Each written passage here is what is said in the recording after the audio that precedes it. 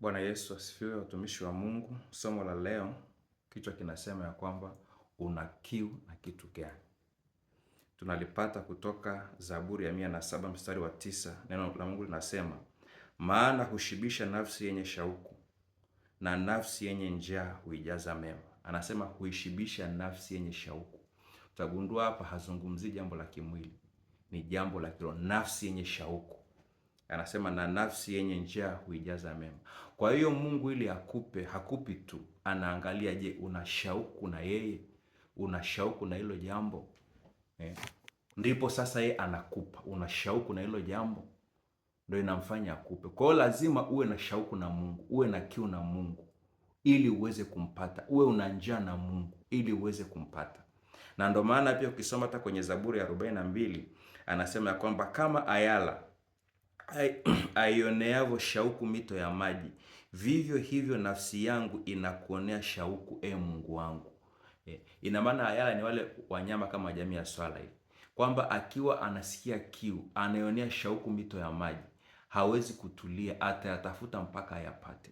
Nadhani kuna wakati umeshakukuta uko na kiu, hata kama upo kwenye gari, unamwambia mtu, ukiona duka lolote lile simamisha, ninunue kwanza maji ninywe. Kwa hiyo hakuna namna unaweza ukaridhika pasipo kupata maji. Hasa inatakiwa Mungu tumuone kiu namna hiyo, kwamba huwezi kuridhika mpaka umesoma neno, huwezi kuridhika mpaka umeomba, hautakuwa na amani. Lazima uwe una shauku na Mungu. Kumbuka aliyeongea haya maneno kwanza ni Mfalme Daudi. Mfalme kimsingi ni mtu ambaye ana kila kitu, anatumikiwa, ana vitu vingi, lakini hakikumfanya Daudi asiwe na shauku na Mungu, hakikumfanya Daudi asiwe na njaa na Mungu. Alikuwa na kiu na Mungu, alikuwa na shauku na Mungu, na hiyo ndio ilimsababisha aweze kumtafuta Mungu kwa bidii. Usipokuwa na kiu na Mungu, mtafuti. Ni kama vile usipokuwa na kiu na maji, huwezi kuyatafuta maji. Lazima uwe na kiu nayo kwanza. Kwa hiyo njia ya kwanza ya kuweza kukaa na Mungu au kumpata Mungu ni kuwa na kiu naye. Ndio Biblia inasema mtafuteni Bwana maadamu anapatikana. Hiyo yote anazungumza ni ile desire ya mtu, ile hamu ya mtu, ile kiu ya mtu. Kwani wewe kiu yako ni nini? Ukiwa na kiu na soda, utafuta soda unywe.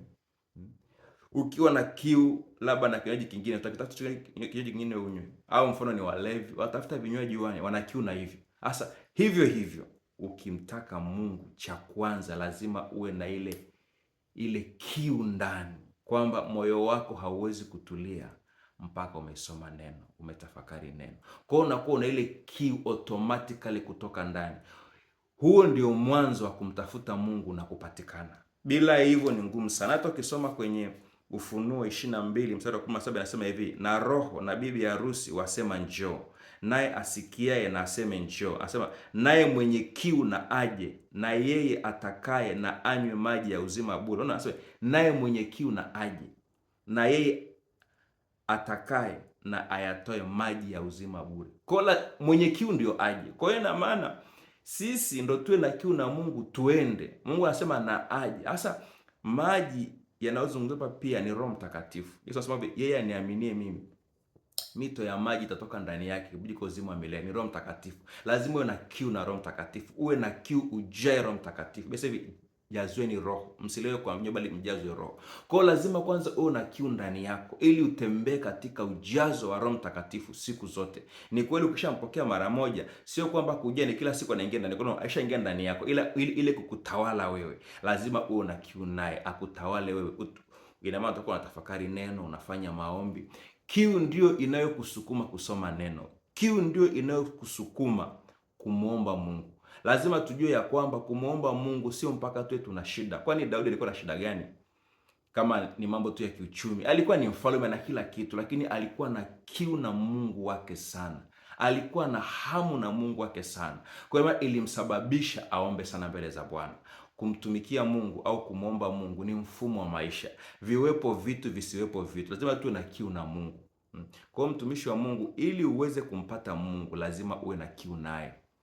Lazima uwe una appetite na Mungu. Ni kama mtu ana hamu na chips, ni mpaka apate chips ndipo riziki. Ana hamu na nyama fulani, sijui ni kitimoto au kitu gani, mpaka akipate kile, ana hamu na kile. Kwa na Mungu ni hivyo hivyo. Lazima uwe una kiu. Ndio maana Yesu akasema hivi, heri walio maskini wa roho. Hakusema maskini wa mwili, ni maskini wa roho. Maskini ni mtu mhitaji.